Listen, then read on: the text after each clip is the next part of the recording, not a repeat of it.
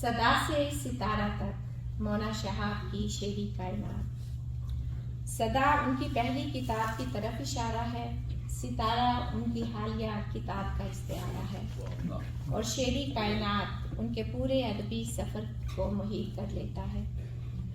مجھے لگا کہ یہ عنوان نہ صرف ان کے تخلیقی سفر کی نمائندگی کرتا ہے بلکہ قاری کو یہ احساس بھی دلاتا ہے کہ یہ سفر صدا سے شروع ہو کر ستارے کی بلندی تک آ پہنچا ہے۔ ادب کا اصل حسن اس کے تسلسل اور ارتقاء میں ہے۔ مونا شہاب کی شاعری اسی تسلسل کی ایک روشن مثال ہے۔ پہلی صدا سے جو سفر شروع ہوا تھا وہ آج ستارے کی جگمگاہٹ تک آ پہنچا ہے۔ صدا جب لوٹ کے آئی، اس میں ہجرت کی کثرت اور یادوں کی باز گشت جھلکتی ہے۔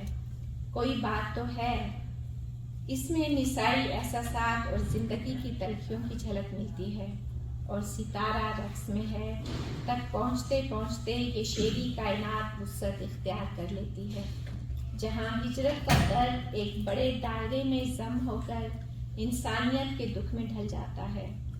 مونا شہاب کے اشعار قاری کو اس لیے متاثر کرتے ہیں کہ وہ بناوٹ سے پاک اور سچے تجربات کے عکاس ہیں۔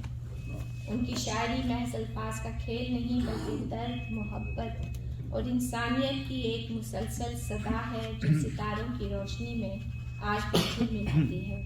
وہ کہتی ہیں،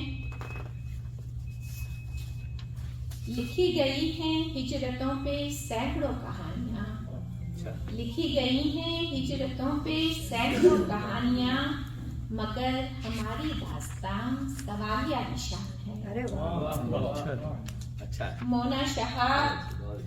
مونا شہاب اردو شاعری کی ایک ایسی آغاز ہیں جنہوں نے اپنے شعری سفر، حساس تجربات اور ادبی خدمات کے ذریعے نہ صرف امریکہ میں اردو ادب کو زندہ رکھا بلکہ عالمی قائلین کے دلوں پر بھی گہرا اثر چھوڑا۔ ان کی شاعری کے پیچھے نہ صرف ذاتی تجربات بلکہ انسانی حساسیت اور سماجی شعور کی جھلک بھی نمایاں ہے۔ میں مونا شہاب سے اس طرح واقف ہوں جیسے کوئی خود کو پہچانتا ہے۔ ان کی شخصیت مجھے اس لیے بھاتی ہے کہ ان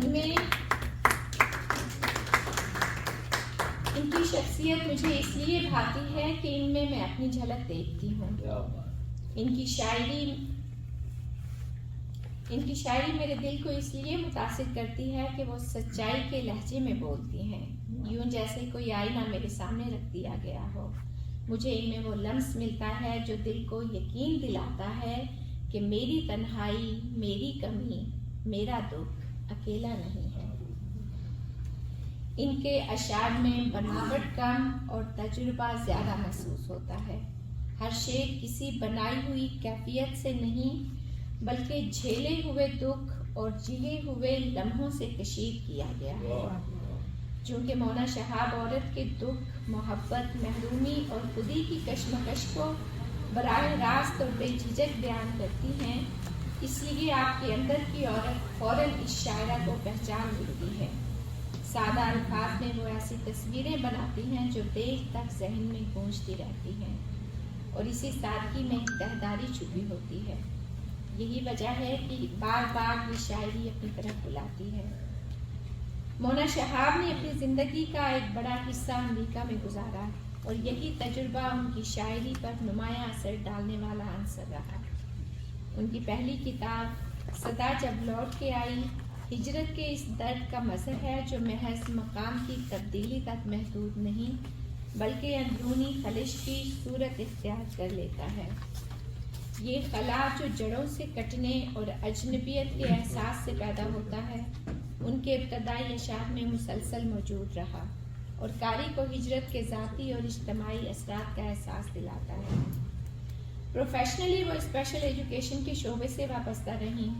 خصوصی بچوں کے ساتھ کام نے ان کی نگاہ کو انسانیت کی اصل معنویت سے روشناس کرایا۔ بچوں کی معصومیت، جد و جہد اور خاموش درد نے ان کے اشعار میں انسانی محبت اور درد مندی کی گہرائی پیدا کی۔ ایک شاعر کے لیے صرف شعر کہنا ہی کافی نہیں ہوتا۔ مونا شہاب نے ادب کی خدمت کو اپنی زندگی کا نصب العین بنایا۔ 25 बरस के तवील अदबी सफ़र में, चाहे वो टीवी हो, रेडियो हो या अदबी तकरीबात, उन्होंने हमेशा अदब को अपना मौजू बनाया। अमेरिका में मुक़ीम अहले अदब उनकी खिदमात को कभी फरामोश नहीं कर सकते, क्योंकि उन्होंने अदब के लिए एक वाज़ेह रास्ता मुतय्यन किया और इस पर लगन के साथ चलती रहीं। उनकी हालिया किताब सितारा रक्स में है इनके फ़िक्री अर्तका की मजहर।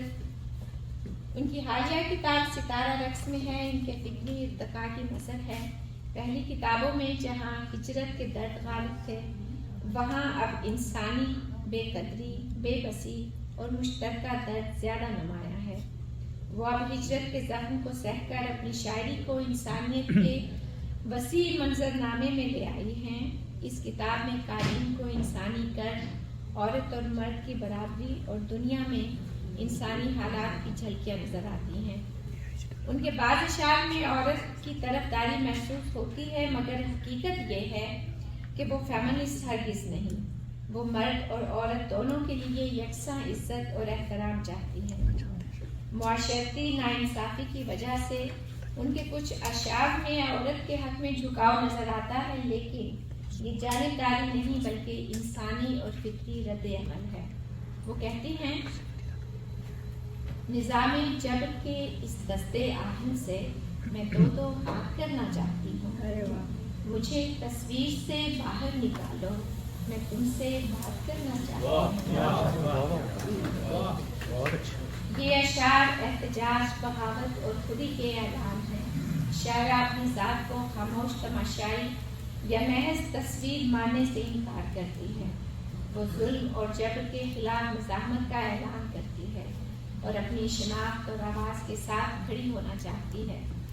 ये अशार औरत के हक़ इज़हार, इंसान की आज़ादी और मुआशरती जबर के खिलाफ खुलेआम ऐलानी जंग हैं।